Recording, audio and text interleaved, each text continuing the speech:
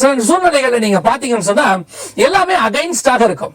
நம்ம இன்வெஸ்ட் பண்றது மத்தவங்க இன்வெஸ்ட் பண்ணிட்டாங்க நம்பி நம்ம பண்ணுவோம், மத்தவங்களுக்கு அது சக்சஸா இருக்கும், நமக்கு ஃபெயிலியர் ஆயிருக்கும். மத்தவங்களுக்கு சாதகமா இருக்கிற எத்தனையோ விஷயங்கள் அவர்களை பார்த்து நான் முடிவெடுப்போம், நான் செய்யறேன் அப்படின்னு சொல்லி, ஆனா நமக்கு மட்டும் அது ஃபெயிலியர் ஆக முடியும். இந்த மாதிரி பல நேரங்கள்ல கணவனுடைய வாழ்க்கையில நடக்குது, குடும்ப தலைவருடைய வாழ்க்கையில நடக்குது. இப்படி நடக்கும்போது இந்த இடத்துல ரெபெக்காளுடைய டிசிஷன் என்ன, அதான் ரொம்ப முக்கியம். இந்த ரெபெக்காளுடைய காரியங்கள் அற்புதமானவை. இந்த இடத்துல ரெபெக்காள் எதை பேசுனாங்க அப்படின்னு ஒண்ணுமே கிடையாது. அதே மாற்ற நீங்க பாருங்க, இப்படி ஒரு நஷ்டம் வரும்போது, இயற்கையான நஷ்டம் ஒன்று வரும்போது யோபுவின் மனைவியுடைய ரியாக்ஷனை பாருங்க. அப்ப யோபுவின் மனைவி சொல்றாங்க, தேவனை தூஷித்து ஜீவனை விடும். பல நேரங்களில் இப்படிப்பட்ட சூழ்நிலைகள் வரும்போது கணவன்மார்களுக்கு, குடும்ப தலைவர்களுக்கு உறுதுணையா இருக்க வேண்டிய மிக முக்கியமான ஒரு துணை யாருன்னா, ஃபர்ஸ்ட் யாருன்னா மனைவிதான், குடும்ப தலைவிதான். பல நேரங்களில் கணவர்கள் ஆசீர்வாதமா இருக்கும்போது அந்த ஆசீர்வாதத்தை பகிர்ந்து கொள்ளுகிறோம். பல நேரங்களில அந்த ஆசீர்வாதத்தினுடைய சந்தோஷத்தை நாம் பகிர்ந்து கொள்கிறோம். அதே நேரத்தில் நஷ்டம் வரும்போது அந்த நஷ்டத்தை தனிப்பட்ட முறையில கணவனுடைய தலைமையில் போட்டு விடுகிறோம். அதனுடைய விளைவு என்னவாய் முடிகிறது? பல நேரங்களில கணவர்கள் இதன் மூலமாகத்தான் டிப்ரெஷனுக்கு வராங்க, இதன் மூலமாகத்தான் அவங்க ஸ்ட்ரெஸ்ஸுக்குள்ள போறாங்க. இந்த டிப்ரெஷனும் ஸ்ட்ரெஸ்ஸும் எந்த அளவுக்கு போகுது அப்படின்னு கேட்டீங்கன்னா, சரீரத்தை பாதிக்கப்பட்டு வியாதிக்கு போய் பல கணவன்மார்கள் தங்களுடைய இருதயத்தில் உள்ளதை வெளியே சொல்றதே கிடையாது. உண்மையிலேயே அவங்க இருதயத்தில் இருந்து வெளியே சொல்லவே மாட்டாங்க. பெண்கள் அதிகமாக பேசி விடுவோம், அதனால இருதயம் கொஞ்சம் லகுவாகிவிடும். ஆனால் பல நேரங்களில் ஆண்கள் உள்ளுக்குள்ளேயே போட்டுக்கிட்டே இருப்பாங்க. யாருக்கிட்ட சொன்னாலும் அவங்களுக்கு சொல்றதுக்கு ஒரு பக்கம் வெக்கம் வேற, சொன்னா அவங்களுக்கு கொஞ்சம் அவமானம் வேற, சொன்னா அதுக்கு மத்த பேர் நம்மளை பத்தி என்ன நினைப்பாங்கிற பயம் வேற. இதெல்லாம் சேர்ந்து உள்ளுக்குள்ள இருக்கிறத வெளியே சொல்லாம என் பிள்ளைகளுடைய எதிர்காலத்துக்கு நான் என்ன பண்ண போறேன், ஃபீஸ் கட்டத்துக்கு நான் என்ன பண்ண போறேன் அப்படின்னு அவங்க சொல்லாமே இருப்பாங்க. சில ஆண்களை பாத்தீங்கன்னா பலர் பேசாம அப்படியே உட்கார்ந்து எதையோ பார்த்துக்கிட்டே இருப்பாங்க, சிந்திச்சுக்கிட்டே இருப்பாங்க. வீட்டுல இருக்கிறவங்க என்ன சொல்லுவாங்கன்னா, அவர் அப்படித்தாங்க யாருக்கிட்டையும் பேச மாட்டாரு அப்படிம்பாங்க. உண்மை என்ன தெரியுமா? அவன் எதையோ ஒன்றை சிந்தித்து கொண்டிருக்கிறான்.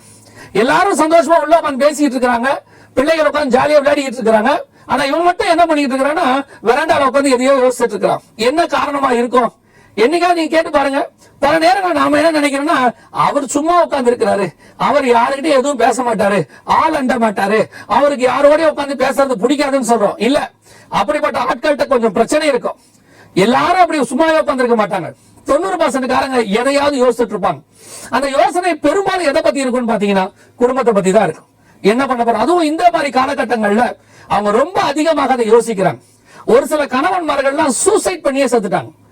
பாத்தீங்கன்னா பெரிய பெரிய ஆட்கள் எல்லாம் சூசைட் பண்ணி சாகுறாங்க. காரணம் என்னன்னா, ஒருத்தர் இப்படியே எழுதி வச்சுட்டு செத்தாரு, இனி என் பிள்ளைகள் எதிர்காலம் மோசமாய் முடியும், அந்த எதிர்காலத்துல என் பிள்ளைகள் அவதிப்படுவதை என் கண் கொண்டு என்னால் பார்க்க முடியாது, நான் என்னை முடித்துக் கொள்ளுகிறேன் அப்படின்னு செத்துட்டாரு. எதுக்கு நான் உங்களுக்கு சொல்ல வரேன்?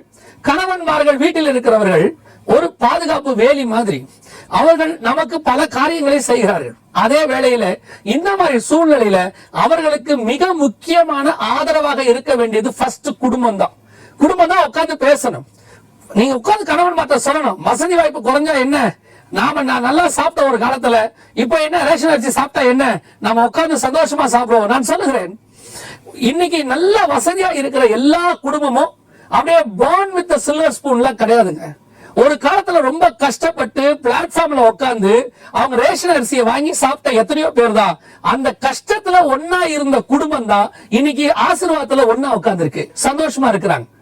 அந்த கஷ்டத்துல உபத்திரவத்துல அந்த ஒன்னா சகிக்கிற அந்த தன்மை வந்துருச்சுன்னா, ஆசீர்வாதம் வரும்போதும் அதை ஒன்னாய் நாம் அனுபவிக்க முடியும்.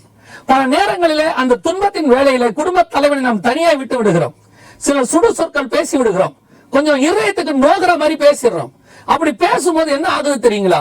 அந்த வார்த்தை ஒருவேளை நீங்க பேசுறவங்க மறந்துடுவோம், ஆனா அவன் இருதயத்துல அது இருந்துகிட்டே இருக்கும். அவன் அதை எடுத்துக்கிட்டு உழைப்பான், சூழ்நிலைகள் மாறும், ஆசீர்வாதம் வரும், நல்லா வரும். ஆனா நீங்க பேசுற வார்த்தை இருக்கு பாருங்க, கடைசி வரைக்கும் நிக்கும். அந்த ஆசீர்வாதமா நீங்க நின்று சந்தோஷமா இருக்கிற காலத்துல கூட அந்த கணவன் சொல்லுவான், ஒரு காலத்துல நீ கூட என்ன கேவலமா தானே பேசுன அப்படின்பா. இந்த வார்த்தை நிக்கும். நிறைய பேர் குடும்ப தலைவர்கள் தவறு செய்யற தவறு இங்கதான் இருக்கு. யோசித்து பாருங்க, யோபு அந்த அம்மா ஒரு வார்த்தை பேசிருச்சு, தேவனை தூஷித்து ஜீவனை விடுன்னு சொல்லிருச்சு. ஆனா ஒரு நாள் வந்தது, யோபு ஆசீர்வதிக்கப்பட்டான், 2 மடங்கு ஆசீர்வதிக்கப்பட்டான். அந்த ஆசீர்வாதத்துல அவன் மனைவியும் கூட தான் இருக்கிறாங்க. ஏன் அப்படின்னு கேட்டீங்கன்னா, யோபு 10 பிள்ளைகளை பெற்றெடுக்கிறாரு. சோ அந்த அம்மா கூட தான் இருக்கிறாங்க. ஆனா யோசிச்சு பாருங்க, இன்னைய வரைக்கும் அந்த அம்மாவை சொல்லும் போது நம்ம எதை பத்தி அதிகமா பேசுறோம்? அந்த அம்மா கஷ்டத்துல கூட இருந்தாங்கன்றத பேசுறோமா, இல்ல யோபு கூட 10 பிள்ளை அதுக்கப்புறம் பெற்றெடுத்தாங்கன்றத பேசுறோமா? எதை பத்தி அதிகமா பேசுறோம்? யோபுவின் மனைவி அவனை பார்த்து தூஷித்து ஜீவனை விடும் என்றால் அந்த வார்த்தை நிக்குது பாருங்க, கடைசி வரைக்கும் நிக்குது பாருங்க. அதுதான் உங்களுக்கு சொல்றேன். சூழ்நிலையில உபத்திரவப்படும் போது, கஷ்டப்படும் போது நீங்கள் தோல் கொடுப்பீர்களானால், நீங்கள் ஆதரவாய் பேசுவீர்களானால், எதுக்கு கணவன்கள் பல நேரங்களில் நண்பர்களை தேடி போறாங்க தெரியுமா? நீங்க சொல்றீங்களா, அவருக்கு எப்ப பார்த்தாலும் ஃப்ரெண்ட்ஸ் என்ன சூழ்நிலை தெரியுமா? அவங்க அந்த மாதிரி சிச்சுவேஷன்ஸ் வரும்போது ஃப்ரெண்ட்ஸ் கிட்ட போகும்போது ஃப்ரெண்டு தான் சொல்லுவான், பரவாயில்ல விடுறா பாத்துக்கலாம், அட்ஜஸ்ட் பண்ணிக்கலாம், சூழ்நிலை மாறும் அப்படிம்பாங்க. அவனுக்கு அந்த ஃப்ரெண்டு உதவி செய்யறார் செய்யலங்கிறதுலாம் ரெண்டாவது. அவன் சொல்லுகிற அந்த வார்த்தை ஆறுதலாக இருக்கிறது. கர்த்தர் எதற்கு மனைவியை கொடுத்தார், எதற்கு குடும்பத்தை கொடுத்தார்? அவர்கள் தனியா இருப்பது நல்லதல்ல. நாம ஏதோ கல்யாணம் பண்ணாம தனியா இருக்கிறது மட்டும் நல்லதல்ல நினைக்கிறோம். கல்யாணம் பண்ணியும் தனியா இருப்பது நல்லதல்ல. ஒரு பையன் ரூமுக்குள்ள தனியாவே பூட்டிட்டு உட்கார்ந்து இருக்கிறான்னா ஏதோ பிரச்சனைன்னு அர்த்தம். ஒரு பொண்ணு ரூமை பூட்டிக்கிட்டு இருட்டிலேயே உட்கார்ந்து இருக்குதுன்னா பிரச்சனை ஏதோன்னு அர்த்தம். ஒரு கணவன் வீட்டுல எல்லாரும் சந்தோஷமா இருக்கும்போது அவன் வெராண்டாவில சும்மாவே உட்கார்ந்து இருக்கிறான்னா ஏதோ ப்ராப்ளம்னு அர்த்தம். எல்லாரும் சந்தோஷமா இருக்கும்போது மனைவி அழுதுகிட்டே ஒரு ஓரமா நின்றுட்டே தனியா இருக்கிறான்னா ஏதோ ப்ராப்ளம்னு அர்த்தம். கல்யாணமான பிறகும் தனியா இருப்பது நல்லதல்ல. கணவனுடைய முகத்தை நீ நல்லா பாருங்க. இந்த தாய்க்கும் மனைவிக்கும் அதுதான் ரொம்ப ஒரு ஒத்துமை. பிள்ளை வீட்டுக்குள்ள நுழைஞ்ச உடனே அந்த அம்மா உடனே கேட்பாங்க, என்ன பிரச்சனை உனக்கு அப்படின்னு கேட்பாங்க. ஏன்னா மகன் நடக்கிற நடையில அவன் முகத்துல இருக்கிற அந்த சோகத்தை அந்த அம்மா உடனே கண்டுபிடிக்கும். அதே மாதிரிதான் பல மனைவிகள் கணவன்மார் வீட்டுக்குள்ள நுழையும் போது அவங்க உடனே சொல்லுவாங்க, இன்னைக்கு அவர் முகமே சரியில்லை, யாரும் அவர்கிட்ட போகாதீங்க, அவர் நடந்து வர தோரணையே சரியில்லை, கோபமா வராரு, செருப்பை கழட்டி விடுற வேகமே சரியில்லை, யாரும் அவர்கிட்ட போய் மாட்டிக்காதீங்கன்னு பிள்ளைகளை எச்சரிப்பு கொடுப்பாங்க. அந்த கணவனுடைய நடையில, அவர் பேசுகிற பேச்சுல, அவர் நடக்கிற அந்த வீட்டுக்குள்ள நுழைகிற தோரணையிலேயே கண்டுபிடிச்சிருவாங்க. அப்ப நீங்க தான் அவர்கிட்ட போய் பேசணும். என்ன சூழ்நிலை, என்ன பிரச்சனையா இருந்தாலும் பரவாயில்ல, நாம ஃபேஸ் பண்ணுவோம் அப்படின்னு சொல்லணும். ஈசாக்குக்கு அது ஒரு பெரிய ஆசீர்வாதம். அவனை கடுஞ்சொல் பேசாம கூடவே, ஏன் அப்படி சொல்றேன் அப்படின்னு கேட்டீங்கன்னா, ரெபேக்காவை பத்தி சொல்ற அற்புதமான வார்த்தைகள்ல ஒண்ணு என்னன்னு கேட்டீங்கன்னா, அவன் தன் தாயின் சோகம் நீங்க ஆறுதல் அடைந்தான் இருக்கு. இது ரெபேக்காள்ட்ட ஒரு பெருசு. எந்த சோகத்தையும் நம்ம மாத்திரும், எப்பேற்பட்ட சோகத்தையும் மாத்திரும். அந்த இடத்துக்கு தான் நீங்களும் நானும் வரணும். அதுதான் குடும்பம். இது முதலாவது இயற்கையாக நடைபெறக்கூடிய பஞ்சம். இப்ப ஒரு முடிவு எடுக்கிறாரு, நம்ம இன்னொரு இடத்துல போய் நம்ம குடியிருக்கலான்னு. இப்ப இந்த அம்மாவும் என்ன செஞ்சிருக்கோம், கணவன் முடிவு எடுத்தா கண்டிப்பா கூட போகும். ஆனா திடீர்னு கர்த்தர் சொல்றாரு, இல்ல வேணாம் நீ இங்கேயே இரு. இப்ப ஈசாக்கு வந்து என்ன முடிவு எடுத்திருப்பாரு, வீட்டுல சொல்லியிருப்பாரு, இல்ல கர்த்தர் போக வேணாம்னு சொல்றாரு. சில நேரங்கள்ல இந்த மாதிரி ஒரு சூழ்நிலையை மாறும்போது வீட்டுல இருக்கிறவங்க என்ன சொல்றாங்க தெரியுமா, அப்படிதான் இவர் மாறி மாறி கர்த்தர் சொல்றாருன்னு சொல்லிக்கிட்டே இருப்பாரு. ஏன், நான் ஒரு முடிவு எடுத்து கர்த்தர் எனக்கு அதை வாய்க்க பண்ணுவான்னு நினைச்சு அதை வீட்டுல ஷேர் பண்ண, கர்த்தரோட சித்தம் வேறையா இருக்கும் போது ஆண்டவர் போகாதன்னு சொல்லும் போது கணவன் வந்து அதை ஏற்றுக்கொண்டு இல்ல ஆண்டவர் போக வேணாம்னு சொன்னா நீங்க அதை மனுச்சு சந்தோஷப்படணும். என் கணவன் சுய சித்தத்துக்கு படாமல் கர்த்தருடைய சித்தத்துக்கு செவி சாய்க்கிற ஒரு நீதிமானை கர்த்தர் எனக்கு தந்திருக்கிறாரே, நீங்க முடிவுக்கு வரணும். நீங்க என்ன சொல்றீங்க, நேத்து ஒண்ணு சொல்றீங்க, இன்னைக்கு ஒண்ணு சொல்றீங்க, மாத்தி மாத்தி பேசுறீங்க, உங்க கூட எல்லாம் குடும்பம் நடத்துறது கஷ்டம் அப்படிங்கிறீங்க. இல்லைங்க, ஒருவேளை அவன் மாம்சத்தில் முடிவு எடுத்தாலும் மாத்திக்கிற மனப்பக்குவம் இருக்குல்ல. நிறைய பேரு நான் சொன்னதுதான் ஆண்டவனே சொன்ன நான் கேட்க மாட்டேன்பாங்க. அவனோட முடிவு என்னவா இருக்கு, போய் உபத்திரவத்துல முடியுது. இதே ஈசா கேட்டுக்கிற முடிவை பாருங்க. கர்த்தர் சொன்னாரு, ஓகே ரைட் ஃபைன், இதே ஊர்ல குடி இருப்பேன், நான் பஞ்சத்துல இருப்பேன். அந்த பஞ்சத்துல இருக்கும்போது உடனடியாக மறுநாள் காலையில ஈசாக்கு வீட்டுல ஆசீர்வாதம் பொத்துக்கிட்டு கொட்டல.